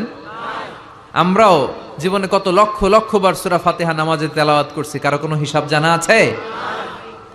এত লক্ষ বার সূরা ফাতিহা পড়ার পরেও কোনোদিন কি মনে হয়েছে যে সূরাটা পুরান পুরান লাগে? হ্যাঁ, একটা গান যদি আপনি 10 বার শোনেন, হ্যাঁ 20 বার শোনেন, 100 বার শোনেন, 1000 বার, আর ভাল লাগবে? কিন্তু লক্ষ লক্ষ কোটি কোটি বার সূরা ফাতিহা পড়ার পরেও কোনোদিন কি আপনার মনে প্রশ্ন জেগেছে, কি রে এই সূরাটা আর ভাল লাগে না, পুরান পুরান লাগে, আজকে আর এই সূরা পড়ুন না, কুল হুয়াল্লাহ দিয়ে নামাজ শুরু করুন? কথা বলেন। এভাবে কখনো কোরআনকে পুরাতন মনে হয়? এটা কোরআনের মুআজিজা। চিৎকার করে বলেন ঠিক কি না? এজন্য রাব্বুল আলামিন বলেন, ওয়ালাকাদ আতাইনাকা সাবআম মিনাল মাসানি ওয়াল কুরআনাল আযীম। ও নবী, আমি আপনার নিত্য পাঠনীয় সপ্তবাক্য দিয়েছি, যে এই 7টা বাক্য প্রতিদিন নামাজে পড়তে হয়। আলহামদুলিল্লাহ পড়েন। তার মানে আমরা বুঝলাম এই সূরার আয়াত সংখ্যা 7টি। চিল্লায় বলতে হবে কয়টি? 7টি। এই সূরাটাকে আল্লাহ কেমন যেন একটা মানপত্রের মতো বানিয়েছেন। আমাদের কোনো প্রোগ্রামে যদি প্রধানমন্ত্রী আসে, এমপি আসে, আমরা তাদেরকে স্মারকলিপি বা মানপত্র দেই না? এই মানপত্রের শুরুতে আমরা এমপি সাহেবের, মন্ত্রী সাহেবের প্রশংসা করি। কি করি? প্রথমে প্রশংসা করি, এরপরে নিজেদের পরিচয় দেই যে আমরা কারা, আর সবশেষে আমরা আমাদের দাবি দাওয়া পেশ করি, ঠিক কিনা? এই সূরার ভেতরে আল্লাহ তাআলা 3 ভাগে সূরাটাকে ভাগ করেছেন। প্রথমে আল্লাহ বলছেন আমার প্রশংসা তোমরা করবে, যেমন মন্ত্রীর প্রশংসা তোমরা যেমনি করো, শুরুতে আমার প্রশংসা করে নিবে। এরপরে তোমরা কারা, তোমাদের পরিচয় আমার কাছে দিবে, আর সবশেষে তোমাদের কি দাবি দেওয়া, কি দরকার, কি চাহিদা আমার কাছে বলবে, আমি পূরণ করে দেব, ঠিক কিনা? আমাদের মনের চাহিদা পূরণ করে দিতে পারে কে? কেউ যেটা দেয় না, দেয় কে? আমাদের যার যা লাগবে সবও যদি দিয়ে দেয়, আল্লাহর কোনো কমতি হবে? আল্লাহ বলে লাউ আন্না আউওয়ালাকুম ওয়া আখিরাকুম ওয়া ইনসাকুম ওয়া জিন্নাকুম কামু আলা সাঈদিন ওয়াহিদ, পৃথিবীর সব মানুষগুলো একসাথে দাঁড়িয়ে যদি আল্লাহর কাছে চায়, আল্লাহ এটা দাও, ওইটা দাও, এটা লাগবে, ওইটা লাগবে, চাহিদার কথাগুলো যদি বলে বেড়ায়, আর আল্লাহ একটার পর একটা তাদের চাহিদা যদি পূরণ করে দেয়, সবাইকে যার যা মনে চায় সবও যদি দিয়ে দেয়, আল্লাহ বলে আমি আল্লাহর ধনভাণ্ডারের 1 ইঞ্চিও কমবে না। এজন্য কেউ যেটা দেয় না, দেয় কে? আল্লাহ দেয়। তার মানে এই সূরার শুরুতে কেমন করে আল্লাহর প্রশংসা করব আল্লাহ সেটা শিখালেন, তারপরে কেমন করে আমরা আমাদের পরিচয় আল্লাহর কাছে তুলে ধরবো সেটা শেখালেন, আর সবশেষে নিজেদের দাবি দাওয়া আল্লাহর কাছে কেমন করে পেশ করব সেটাও শিখালেন, ঠিক কিনা? পড়ে না আউযু বিল্লাহি মিনাশ শাইতানির রাজিম বিসমিল্লাহির রহমানির রহিম আলহামদুলিল্লাহি রাব্বিল আলামিন আর রহমানির রহিম মালিকি ইয়াউমিদ্দিন। পড়েন আল্লাহু আকবার। আল্লাহ শুরু করলেন কেমন করে আমরা আল্লাহর প্রশংসা করব। আল্লাহ বললেন এভাবে কর, প্রত্যেক নামাজের শুরুতে বল আলহামদুলিল্লাহি রাব্বিল আলামিন, সকল প্রশংসার মালিক, এই দুনিয়ার বুকে যত ধরনের প্রশংসা হতে পারে সব প্রশংসার মালিক কে? হামদুন মানে প্রশংসা, হামদুন মানে প্রশংসা। আর হামদুনের সাথে যদি আলিফ লাম লাগানো হয় তাহলে অর্থ হয়ে যায় সকল প্রশংসা। আওয়াজ করে বলেন হামদুন মানে, আর যদি আলিফ লাম লাগায় দেন তাহলে অর্থ হয় সকল প্রশংসা। প্রশংসা যত ধরনের হতে পারে, যত ডিজাইনের হতে পারে, যত স্টাইলের হতে পারে, যত কিসিমের হতে পারে, সকল প্রশংসার মালিক কে? আল্লাহ। প্রশংসা হয় সুন্দরের, প্রশংসা হয় কার? যেটা অসুন্দর, কুৎসিত, খারাপ দেখা যায় ওইটার প্রশংসা হয়? প্রশংসা হয় কিসের? আর সবচেয়ে সুন্দর কে? চিল্লায় বলেন কে? দুনিয়া সুন্দর, মানুষ সুন্দর, আসমান সুন্দর, জমিন সুন্দর, সুন্দরে সুন্দরে পাল্লা, জানি না কত সুন্দর তুমি আল্লাহ, জানি না কত সুন্দর তুমি আল্লাহ। দুনিয়া সুন্দর, মানুষ সুন্দর, আসমান সুন্দর, জমিন সুন্দর, সুন্দরে সুন্দরে পাল্লা, জানি না কত সুন্দর তুমি আল্লাহ, জানি না কত সুন্দর তুমি আল্লাহ। সুবহানাল্লাহ পড়েন। আল্লাহর চাইতে সুন্দর কেউ আছে? কিন্তু আল্লাহর সৌন্দর্য আমরা কেউ দেখেছি? কিন্তু আমরা জান্নাতে গেলে অবশ্যই দেখবো। চিল্লায় কোন ঠিক কিনা? আল্লাহ বললেন উজুহু ইয়াউমা ইযিন নাযিরা ইলা রাব্বিহা নাযিরা, সেদিন তোমাদের চেহারাগুলো আলোকোজ্জ্বল হয়ে আল্লাহর দিকে তাকায় থাকবা। আবার বিশ্বনবী বললেন ইন্নাকুম সাতারাউনা রাব্বাকুম আয়ানান কামা তারাউনা হাযাল কামার, এই যে পূর্ণিমার চাঁদটা তোমরা 2 চোখ দিয়ে চাক্ষুষ যেমনি দেখো, জান্নাতে ঢুকলে আল্লাহরও ঠিক তেমনি দেখতে পাবা। আল্লাহ জান্নাতীদেরকে ডেকে বলবেন ও জান্নাতীরা, এই কোরআনে আমি নাজ নেয়ামতের যা বলেছিলাম সব বুঝে পাইছো? সব জান্নাতীরা বলবে আল্লাহ সব বুঝে পাইছি। এক জান্নাতি হাত তুলে বলবে আল্লাহ পাই নাই। সবাই কয়ে পাইছি, একজন কি কয়? আল্লাহ বলবেন সবাই বলল পেয়েছে, তুমি বললা পাও নাই, তাহলে তুমি বলো তুমি কি পাও নাই। ওই জান্নাতি বলবে আল্লাহ আমরা আপনারে পাই নাই।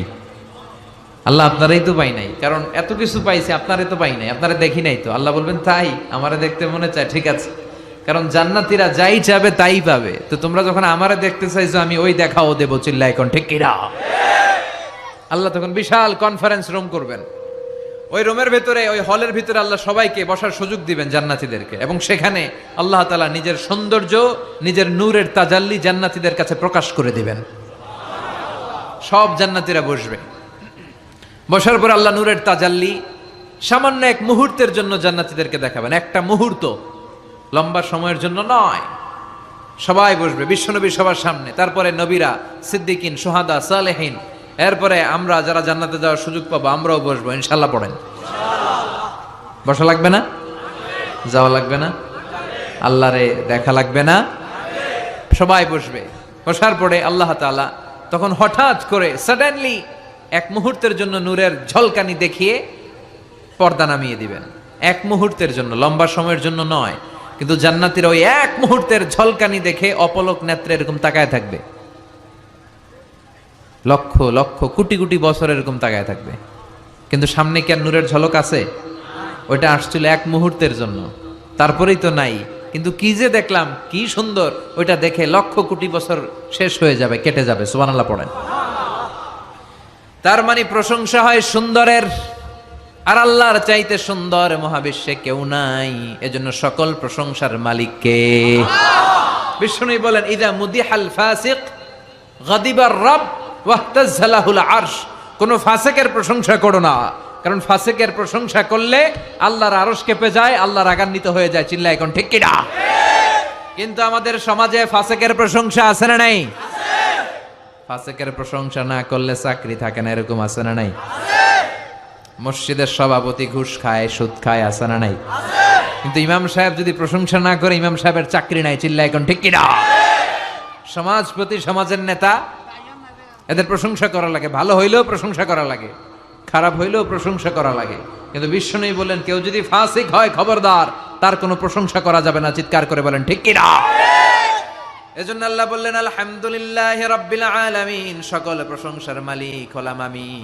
এই দুনিয়ার বুকে যত ধরনের প্রশংসা হতে পারে, প্রশংসার মালিক কে? আমরা আল্লাহর প্রশংসা করে শেষ করতে পারবো? কথা বলেন। আল্লাহর প্রশংসা যে আমরা করব, কম কম না বেশি বেশি? বিষ্ণু ঈসা ইসলাম মসজিদে নববীতে নামাজের ইমামতি করছেন। আল্লাহু আকবার বলে নামাজ শুরু করলেন, রুকু করলেন, রুকু থেকে দাঁড়িয়ে পড়লেন সামি আল্লাহু লিমান হামিদা।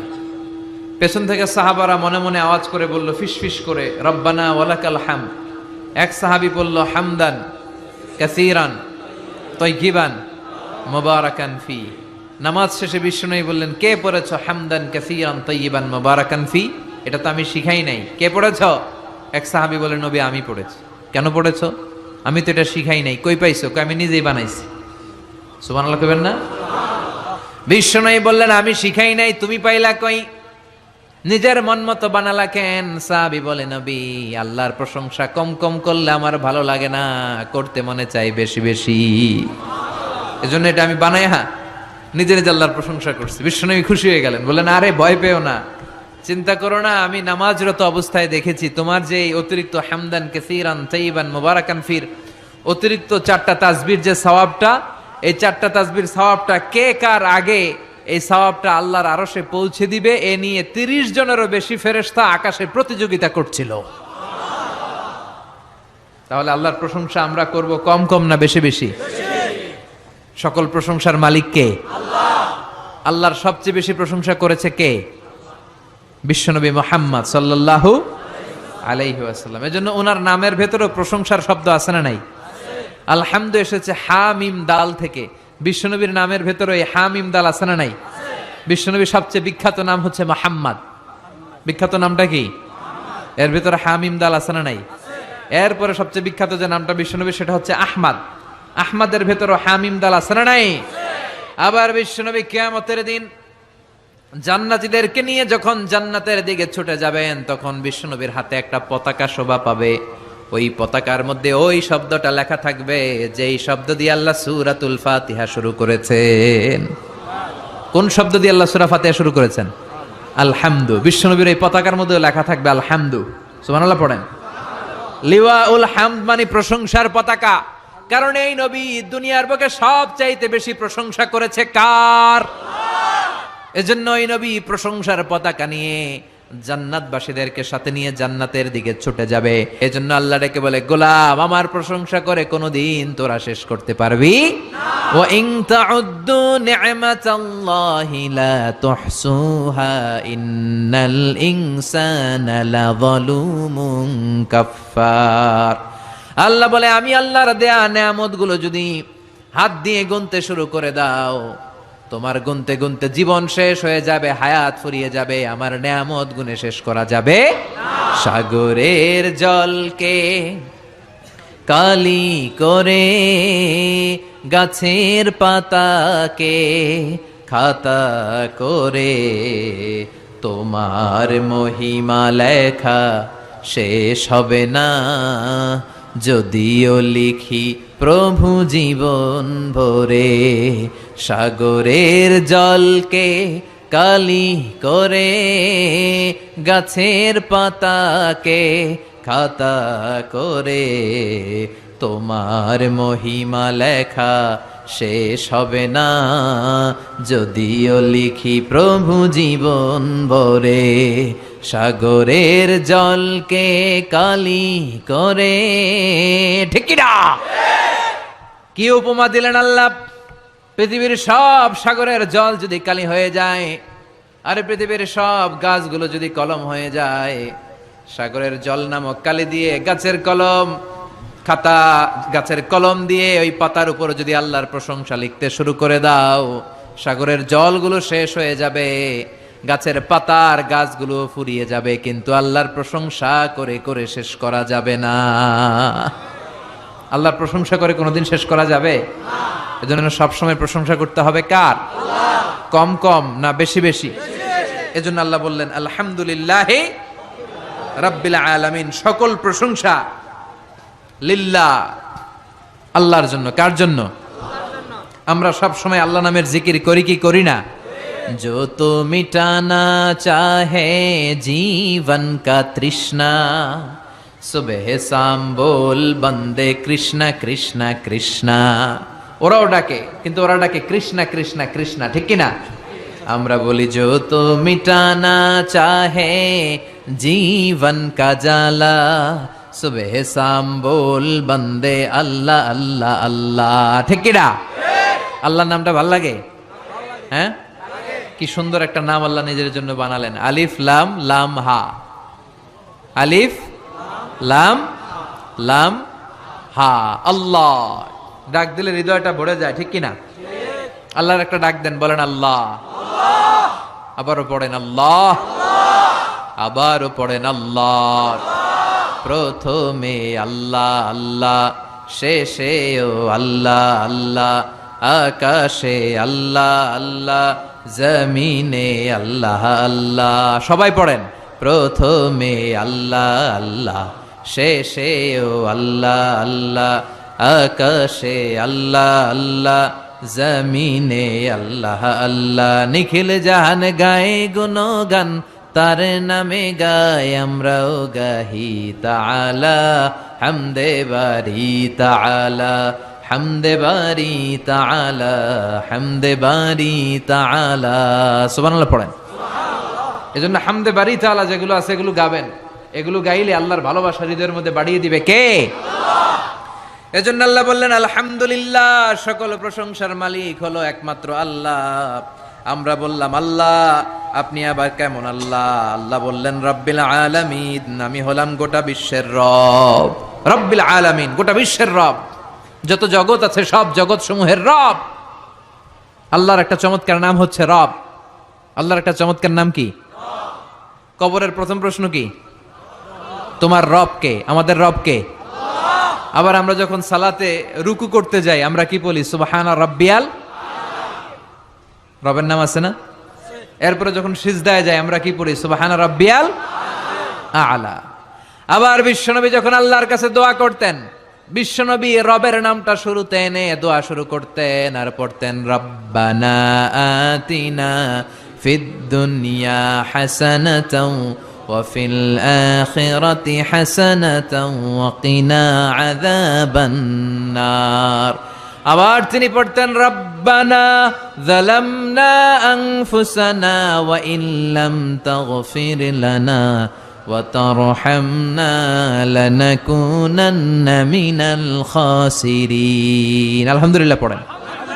তার মানে আমাদের দোয়ার ভেতরেও রবের নাম আছে না নাই? রব কাকে বলে? রব মানি বিধানদাতা, রব মানি আইনদাতা, রব মানি রিজিক দাতা, রব মানি হুকুমদাতা, রব মানি চাওয়ার আগে যিনি দিয়ে দিতে পারে তিনি। চিৎকার করে বলেন ঠিক কিনা?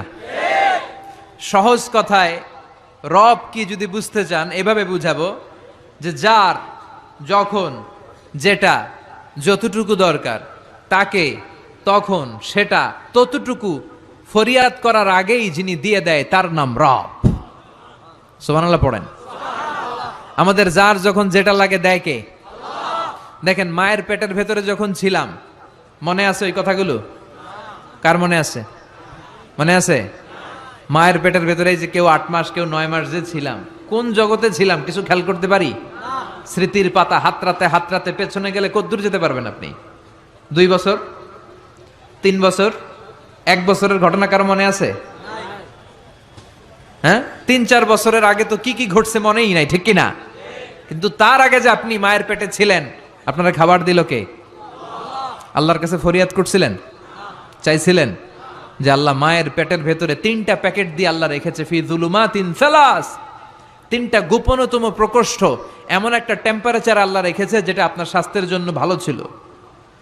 ওই প্রকোষ্ঠের ভিতরে আপনার যতটুকু খাবারের দরকার ততটুকু খাবার, যতটুকু পানির দরকার ততটুকু পানি, যতটুকু অক্সিজেন দেওয়া দরকার ততটুকু অক্সিজেন সরবরাহ করেছে কে? আবার মায়ের পেট থেকে যখন বেরোলাম, আমাদের নাভির সাথে মায়ের জরায়ুর একটা কানেকশন থাকে, ওটা কেটে দেয়। কেটে দিলে বাচ্চা ওয়া ওয়া করে কাঁদে। আসলে সে আল্লাহরে ফরিয়াদ করে, বলে আল্লাহ পেটের ভেতরে 8 মাস ছিলাম, তুমি একটা লাইন দিয়ে খাবার দিছো, দেখো দুনিয়ার মানুষরা কেটে দিয়েছে, খাবো কি? আল্লাহ বলে, গোলাম চিন্তার কারণ নাই, খাবারের একটা লাইন ছিল, এর বদলে আমি তোর মায়ের বুকের ভেতরে এখন খাবারের 2টা লাইনের ব্যবস্থা করে দিলাম। পেটের ভেতরে যখন ছিলাম রিজিক দিল কে? আবার দুনিয়াতে আসার সাথে সাথে মায়ের বুকের দুধ দিয়ে রিজিকের ব্যবস্থা করলো কে? যখন মায়ের বুকের দুধ আমরা খাইতাম আমাদের দাঁত ছিল? কথা কন, দাঁত ছিল আপনাদের? দাঁত ছিল না। দুধ খেতে দাঁত লাগে না, পানি খেতে দাঁত লাগে না, তখন দুধ খেতাম, পানি খেতাম, সুজি খেতাম। বয়স যখন 2, 3, 4 বাড়তে শুরু করলো, তখন আমার শক্ত জিনিস খেতে হবে, গোশত খেতে হবে, মাছ খেতে হবে, হাড্ডি চিবোতে হবে। ঠিক তখন আমার দাঁতের দরকার আছে না নাই? ঠিক যখনই দাঁতের দরকার তখনই দাঁত দিল কে? নাকি আমরা অ্যাপ্লাই করছিলাম? অনলাইন রেজিস্ট্রেশন, যাদের দাঁত লাগবে দ্রুত অ্যাপ্লাই করেন, আসন সংখ্যা সীমিত। কি অ্যাপ্লাই করছিলাম? করি নাই। যখন দাঁত লাগে না দেয়ও নাই, যখন লাগছে তখন দিয়ে দিছে, তার নাম রব। চিল্লায় বলেন ঠিক কিনা? এত গেল মানুষের কথা। এবার আপনি গাছপালার দিকে তাকান। গাছপালাটা বেড়ে ওঠার জন্য যখন গাছপালার যেটা দরকার, গাছপালারে সব সরবরাহ করলো কে? প্রাণীকুলের মধ্যে খেয়াল করে দেখেন, একটা ছোট্ট প্রাণীর যেভাবে বেঁচে থাকা দরকার সব দিল কে? আপনারা ভাল্লুক দেখছেন, সিংহ দেখছেন, বাঘ দেখছেন? আমাদের এলাকার সিংহ বাঘের চামড়া এক ধরনের, স্ক্যান্ডিনেভিয়ান যে কান্ট্রিগুলো আছে ওগুলোর সিংহ বাঘ ভাল্লুকের চামড়া আরেক ধরনের। আমাদেরগুলা পাতলা, ওগুলা মোটা, কারণ ওগুলা শীত প্রধান দেশের বাঘ। আমাদের আরব বিশ্বে যে উটগুলো আছে এগুলোর চামড়া পাতলা, এগুলোর উপরে লোম নাই। কিন্তু স্ক্যান্ডিনেভিয়ান যে কান্ট্রিগুলো আছে শীত প্রধান দেশ, ওই শীতের দেশেও আমি কিছু ভিডিওতে ওখানে কিছু উট দেখেছি, অদ্ভুত ধরনের উট, এগুলোর গায়ের মধ্যে অনেক বড় বড় লোম, দেখছেন আপনারা? কিন্তু আরব বিশ্বের কোন উটের গায়ের ভেতরে বড় বড় লোম দেখা যায়? কারণ বড় বড় লোম যদি আরব বিশ্বের উটের গায়ে দেয় এরা গরমে বাঁচবে? কথা বলেন। আবার আরব বিশ্বের উটের গা যেরকম পাতলা, এরকম পাতলা করে যদি শীত প্রধান দেশের উট আল্লাহ বানায়, ওরা শীতে বাঁচবে? প্রাণীকুলের মধ্যেও যেই প্রাণীটাকে যেভাবে বানালে তার জন্য বাঁচতে সারভাইভ করতে সুবিধা হবে, চাওয়ার আগে প্রাণীকুলের মধ্যে সেই জিনিসগুলো দিয়ে দিয়েছে কে? এজন্য আল্লাহ ডেকে বললেন, গোলাম আমি হলাম রব, এই দুনিয়ার বুকে কেউ তোদেরকে আইন দিবে না, বিধান দিবে না, আমি আইন দেব, বিধান দেব। সৃষ্টি আমার, আইন চলবেও আমার, জমিনটা আমার, আইন চলবেও আমার। ঠিক কি না? আল্লাহর দেয়া রিজিক খেয়ে, আল্লাহর দেয়া নিমক খেয়ে ওই আল্লাহরে রব হিসেবে মানতে চায় না, ওই আল্লাহর দেয়া বিধানগুলোরে মানতে চায় না, ওই ইসলামের কথাগুলো সহ্য হয় না, এরকম উল্লুক্কা পাঠা আছে না নাই? সংসদ ভবনে দাঁড়িয়ে, মুসলমানদের টাকার সংসদ ভবন, ওই সংসদ ভবনে দাঁড়িয়ে ইসলামরে বাস দেয় এরকম গাদ্দার আছে না নাই? এগুলোর সাথে মুসলমানদের কোনো সম্পর্ক? এগুলো হচ্ছে আগাছা। এগুলো কি? মাননীয় প্রধানমন্ত্রীর উচিত সংসদ ভবনটারে আগাছা মুক্ত করা। এগুলো আগাছা, এগুলো অন্যের কাঁধে ভর করে ক্ষমতার চেয়ারে বসেছে, চিল্লায় বলেন ঠিক কিনা? সে ইসলামরে গালি দিয়েছে মোল্লাতন্ত্র বলে। ইসলাম তার ভালো লাগে না, আল্লাহর দেয়া বিধান সে আল্লাহর জমিনে চায় না। এই আগাছাগুলোকে মুক্ত করে আগাছা মুক্ত বাংলাদেশ গড়ার দরকার আছে না নাই? রাজি আছে মুসলমান? হাত তুলে আল্লাহর দেখাও। আগাছা মুক্ত বাংলাদেশ চাই, যেখানে সবাই ইসলামের পক্ষে কথা বলবে, চিল্লায় বলেন ঠিক কিনা? আমাদের রব কে? আল্লাহ আমারে রব, আল্লাহ আমারে রব, দমে দমে তনু মনে তারি অনুভব। তোমার দুনিয়াতে আমি যেদিকে তাকাই, অথই নেয়ামাতে ডুবে আছি সবাই।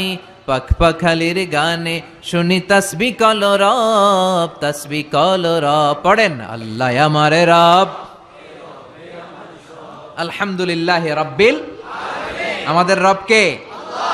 আল্লাহ বলেন গোলাম প্রশংসা ওই আল্লাহর, যে আল্লাহ হলো গোটা জগতের রব। তিনি একটা জগতের রব নয়, তিনি হলেন রব্বিল আলামিন। ঠিক কি না? মনে রাখবেন, আলাম মানে একটা জগৎ, আলাম মানে কি, আর আলামিন মানে অনেকগুলো জগৎ, মাল্টি ডাইমেনশনাল ইউনিভার্সের মালিক তিনি। তিনি পৃথিবীর মালিক, তিনি প্রাণী জগতের মালিক, তিনি মৎস্য জগতের মালিক, তিনি সৌর জগতের মালিক, তিনি অদৃশ্য জগতের মালিক। সবগুলো জগতের মালিক কে? আমরা খালি চোখে অল্প কয়েকটা জগৎ দেখি, বিশাল বিশাল জগৎ তিনি উপরে তৈরি করে রেখেছেন। এটাকে বলে মহাকাশ জগৎ। কি বলে? আমরা খালি চোখে যা দেখি এটা কিন্তু আকাশ না, এটা মহাশূন্য। প্রথম আকাশের মহাশূন্য, তারপরে প্রথম আকাশ, এরপরে দ্বিতীয় আকাশের মহাশূন্য, তারপরে দ্বিতীয় আকাশ, তারপরে তৃতীয় আকাশের মহাশূন্য, তারপরে তৃতীয় আকাশ। একটার চেয়ে আরেকটারে বড় করে তৈরি করেছে কে? এই সবগুলো জগতের মালিক কে? এজন্য রব্বুল আলামিন বলেন আলহামদুলিল্লাহি রাব্বিল আলামিন। কেমন করে আল্লাহর প্রশংসা করব, বুঝতে পারছেন? এরপর আমরা বললাম আর রহমানির রহিম, আপনি দয়ালু, আপনি মেহেরবান। আল্লাহর চাইতে বেশি দয়ালু কেউ আছে নাকি? আমি আমারে যতটা বেশি ভালোবাসি, তার চাইতেও আমারে বেশি ভালোবাসে কে? আমার বাবা মা আমারে যত বেশি ভালোবাসে, তার চেয়ে আমারে বেশি ভালোবাসে কে? আমার স্ত্রী আমারে যত বেশি ভালোবাসে, তার চাইতেও আমারে ভালোবাসে কে? আমার সন্তান আমারে যত ভালোবাসে, তার চাইতেও আমারে বেশি ভালোবাসে কে? আল্লাহ তুমি দয়ার সাগর, রহমানুর রহিম। তোমারে দয়ায় পূর্ণ আমার সারা নিশিদিন। তোমারে দয়ায় পূর্ণ আমার সারা নিশিদিন। ঠিক কিনা? প্রিয় ভাইয়েরা, খেয়াল রাখবেন, আমাদের রব হচ্ছে রহমান, তিনি হচ্ছেন রাহিম। চিল্লায় বলেন আল্লাহর নাম কি? আল্লাহর নাম কি? তিনি রহমান, তিনি রাহিম। তিনি যে কত দয়ালু, তিনি যে কত মেহেরবান, তিনি যে আমারে আপনারে আমাদেরকে কত ভালোবাসে, আপনি কল্পনাও করতে পারবেন না। এজন্য নেভার লুজ হোপ, আশা হারানো যাবে না, ভরসা রাখতে হবে একজনের উপর। চিল্লায় বলেন তিনি কে? Every time you feel like you can not go on, you feel so lost that you are so alone, don't despair and never lose hope, cause Allah is always by your side, inshallah, Insha'Allah, Insha'Allah, you will find your way. Insha'Allah, Insha'Allah, Insha'Allah, you will find your way. Every time you feel like you cannot go on, you feel so lost that you are so alone. Don't despair and never lose hope, 'cause Allah is always by your side. Insha'Allah, পড়েন, Insha'Allah, Insha'Allah, you will find your way. আলহামদুলিল্লাহ পড়েন। আল্লাহর উপর ভরসা লাগে? হ্যাঁ, আল্লাহর দয়ালু বলে মনে হয়? ইনশাআল্লাহ পড়বেন না? নেভার লুজ হোপ, আশা ছেড়ে দিও না। এটা কার কথা? আল্লাহর কথা থেকে নিয়ে না শীতটা বানানো। আয়াতটা হচ্ছে লা তাইয়াসু মির রাউহিল্লাহ, আল্লাহর রহমত থেকে নিরাশ হবা। মনে রাখবেন, আপনার পাপ, আপনার অন্যায়, আপনার গুনাহ, আপনার অপরাধ, আপনার জুলুম যত বড় হোক, আল্লাহর দয়া তার চেয়েও বড়। আপনার পাপ যত বিশাল হোক, তার রহমতের দরিয়া তার চাইতেও বিশাল। এজন্য আল্লাহ বললেন, আমি রহমান আর রাহিম, আমি দয়ালু, আমি মেহেরবান। তারপরে আল্লাহ বললেন, মালিকি ইয়াউমিদ্দিন, আমি হলাম বিচার দিবসের মালিক। কোন দিবসের? বিচার দিবসের মালিক। যে বিচার আমরা দুনিয়াতে পাই নাই, যেই বিচার দুনিয়াতে হয় নাই, ওই বিচার ওই দিন সংগঠিত করবে কে? সব বিচারের বড় বিচার সেদিন অনুষ্ঠিত হবে। চিল্লায় বলেন ঠিক কিনা? এই পৃথিবীতে এমন অনেক জুলুম অত্যাচার হয়েছে না, যেগুলোর বিচার পৃথিবীতে পাওয়া যায় নাই? কথা বলেন। এগুলোর বিচার যদি একটা সময়ে না হয়, তাহলে এটা কি আকলে ধরে? This worldly life, it will B a joke. এটা একটা জোক হবে, একটা হাসি তামাশার কথা হবে, যে যে যার মতো জুলুম করবে, অত্যাচার করবে, এগুলোর কোনো বিচার নাই। আসলে এগুলোর বিচার আছে না নাই? কথা বলেন। মালিক ইয়াউমিদ্দিন, সেই বিচার দিবসের মালিক, যেদিন কেউ কাউরে পরিচয় দিতে চাইবে না, বন্ধু বন্ধুরে চিনবে না, ভাই ভাইরে চিনবে না, পীর সাহেব মুরিদরে চিনবে না, মুরিদ পীর সাহেবরে চিনবে না, নেতা কর্মীরে চিনবে না, কর্মী নেতারা চিনবে না, ইমাম সাহেব মুসল্লি চিনবে না, মুসল্লি ইমাম চিনবে না, কেউ কাউরে চিনবে না। ওই বিচার দিবসের মালিক হলেন একজন। চিল্লায় বলেন, তিনি কে? এরপর আমরা আল্লাহর কাছে নিজেদের পরিচয় দিলাম। আমরা বললাম, ইয়্যাকা না'বুদু ওয়া ইয়্যাকা নাস্তাঈন। আল্লাহ, শুধুমাত্র তোমার ইবাদতই আমরা করি, শুধুমাত্র তোমার কাছে সাহায্য চাই। আমরা ইবাদত করি কার? আল্লাহ। সেজদা দেই কারে? আল্লাহ। মাজারে দেয়া যাবে না? কি বলেন? মাজারও দুই একটা দিলাম, মসজিদেও দিলাম, মাজারেও দিলাম, এই ভাগাভাগি করা যাবে? আল্লাহর সাথে ভাগাভাগি চলে? আল্লাহ হচ্ছে বড় সাহেব, সব রাজার বড় রাজা, তার সাথে কোনো ভাগাভাগি চলে না। চিল্লায় কোন ঠিক কিনা? ইবাদতের পুরোটা তারে দিয়ে দিতে হবে। সেজদা দিতে হবে শুধু একটা জায়গায়, সেজদা পাওয়ার অধিকারী শুধু একজন। চিল্লায় বলতে হবে, তিনি কে? আল্লাহ। এজন্য আল্লাহ বলে, ইয়্যাকা না'বুদ ওয়া ইয়্যাকা নাস্তাঈন। গোলাম, এইভাবে বল যে আল্লাহ, আমাদের ইবাদত, আমাদের সব কিছু তোমার জন্য। ইন্না সলাতি ওয়া নুসুকি ওয়া মাহইয়ায়া ওয়া মামাতি লিল্লাহি রাব্বিল আলামিন।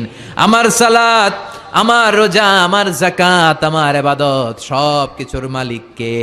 আল্লাহ। ইবাদত করতে হবে একজনের, তিনি কে? আল্লাহ। শিরক করা যাবে? না। আল্লাহ সব গুনাহ মাফ করে, শিরকের গুনাহ মাফ করে না। কক্সবাজারে তো শিরক টিরক নাই না? আছে। চকরিয়াতে আছে। মাজার টাজার নাই? আছে। নাকি মাজারের রাজধানী? হ্যাঁ, কবর জিয়ারত করে সুন্নাহ। আমাদের রাস্তা দেখায় কে? আল্লাহ। আমরা পথ ভুলে গেলে পথ দেখায় কে? আল্লাহ। আমি যদি কোনদিন পথ ভুলে যাই, হাত ছানি দিয়ে কাছে নিও, মমতার বন্ধনে আমায় বেঁধে সব ভুল ক্ষমা করে দিও।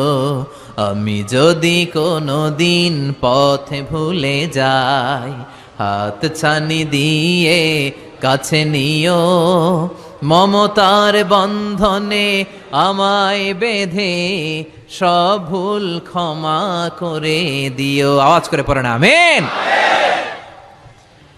এরপর আমরা আল্লাহরে বললাম, আল্লাহ সিরাতুল মুস্তাকিম আমাদের দেখাবা, কিন্তু ওই পথটা যেন এমন হয় যেই পথের মধ্যে তুমি নিয়ামত দিয়েছো। সিরাতাল্লাযীনা আন'আমতা আলাইহিম, সিরাতাল্লাযীনা আন'আমতা আলাইহিম, আল্লাহ ওই পথ যেই পথের উপর তোমার নিয়ামত বেশি না কম? বেশি। আল্লাহ কাদের পথে নিয়ামত বেশি দিয়েছে? নবীদের পথে, সিদ্দিকিনদের পথে, শুহাদাদের পথে, সলিহিনদের পথে। চিল্লায় বলেন ঠিক কিনা? তাহলে আমরা পথ গ্রহণ করলে এই চারটা পথ গ্রহণ করব, ঠিক কিনা? এক নম্বরে নবীদের পথ, দুই নম্বরে সিদ্দিকিনদের পথ, তিন নম্বরে শুহাদাদের পথ, চার নম্বরে আওয়াজ করে বলেন, এক নম্বরে নবীগিন, দুই নম্বরে সিদ্দিকিন, তিন নম্বরে শুহাদা, চার নম্বরে সালিহিন। আওয়াজ করে সবাই বলেন, এক নম্বরে, আওয়াজ করে বলতে হবে, এক নম্বরে, দুই নম্বর, তিন নম্বর, চার নম্বর। এই চারটা পথের চেয়ে শ্রেষ্ঠ পথ হতে পারে? এই চার শ্রেণীর লোকের চেয়ে শ্রেষ্ঠ কোনো মানুষ আল্লাহর জমিনে থাকতে পারে? নবীদের পথ। নবীরা আমাদের মডেল, তাদের কারো কথার সাথে কারো কথার বৈপরীত্য ছিল না। পৃথিবীর কোন নবী বলছে আল্লাহ একজন, আরেক নবী আইসা কয় না আল্লাহ দুইজন হইতে পারে? হইছে? তার মানে তাদের কথায় মিল আছে না নাই? তাদের কাছে ওহী আসে একটা হেডকোয়ার্টার থেকে। চিল্লায় বলেন তো হেডকোয়ার্টারটা কার? তারা পৃথিবীর শ্রেষ্ঠ সন্তান। দুই নম্বরে সিদ্দিকিন। সিদ্দিকিন মানে সত্য প্রকাশে, সত্য গ্রহণে আপোষহীন, যাদের লিডার ছিল আবু বকর সিদ্দিক, ঠিক কিনা? ওনার চেয়ে শ্রেষ্ঠ মানুষ হয়? আমরা ওনার মতো হতে চাই কি চাই না? তিন নম্বরে শুহাদা, শহীদদের পথ, পৃথিবীর শ্রেষ্ঠ সন্তান, শ্রেষ্ঠ সন্তান।